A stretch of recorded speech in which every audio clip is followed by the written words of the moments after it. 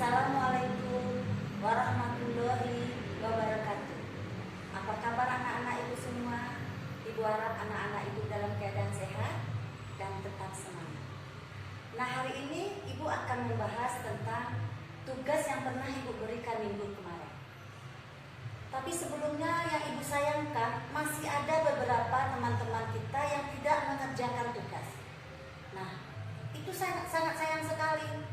Nah, ibu ingatkan sekali lagi ya, anak-anak ibu selalu absen setiap hari dan membuat tugas. Oke? Nah, baiklah. Hari ini ibu akan membahas tentang hormon-hormon yang ada pada tanaman. Pada tanaman itu terdapat 7 hormon ya. Hormon yang pertama adalah auksin. Hormon auksin ini terdapat pada ujung akar dan ujung batang. Apa fungsi dari hormon auksin ini?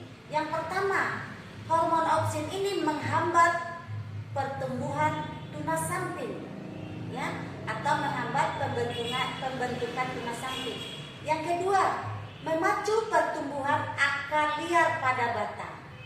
Yang ketiga, memacu pertumbuhan akar pada tanaman yang dikembangbiakkan dengan stem. Yang keempat, memacu berbagai sel tumbuhan untuk menghasilkan etilen. Itu hormon auksin. Terus hormon yang kedua adalah hormon giberalin. Hormon giberalin ini terdapat pada biji, terutama kacang-kacangan dan akar. Nah, apa pula fungsi daripada hormon giberalin ini? Yang pertama, hormon ini memacu pemanjangan batang. Yang kedua, mematahkan dormasi biji atau mempercepat perkecambahan. Yang ketiga, mempercepat munculnya bunga. Yang keempat, merangsang proses pembentukan biji. Yang kelima, menyebabkan perkembangan buah tanpa biji. Dan yang keenam, menunda penuaan daun dan buah. Nah, hormon yang ketiga hormon apa? Hormon yang ketiga adalah hormon sitokinin. Hormon sitokinin ini terdapat pada jaringan pembuluh. Nah, apa fungsi daripada hormon sitokinin ini?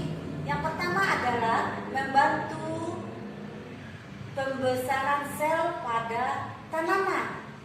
Yang kedua, memacu pembentukan kalus menjadi kuncup, batang, dan daun.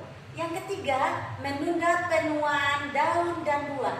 Yang keempat, memacu pertumbuhan kuncup samping atau mempengaruhi dominasi apikal. Yang kelima, memperbesar daun muda.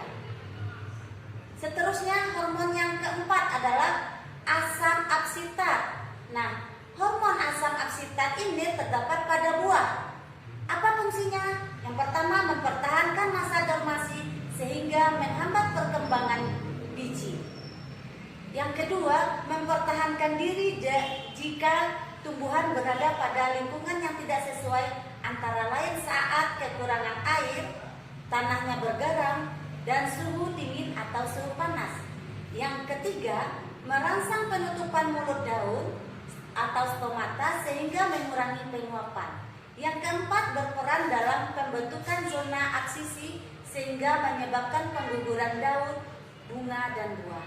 Nah, seterusnya, hormon yang kelima adalah hormon etilen. Hormon etilen ini terdapat pada bagian tumbuhan yang busuk, terutama buah. Apa fungsi dari hormon etilen ini? Fungsinya adalah pematangan buah dan berperan pada pengguguran bunga dan daun. Nah, seterusnya yang keenam adalah hormon kalin. Hormon kalin ini terdapat pada bunga, batang, dan akar.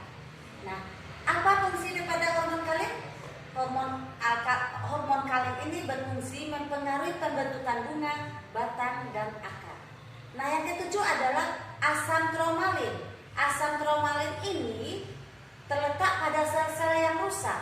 Apa fungsinya? Berperan dalam proses pembentukan kembali sel-sel yang rusak jika jaringan tumbuhannya terluka. Nah, itu 7 hormon yang terdapat pada tanaman.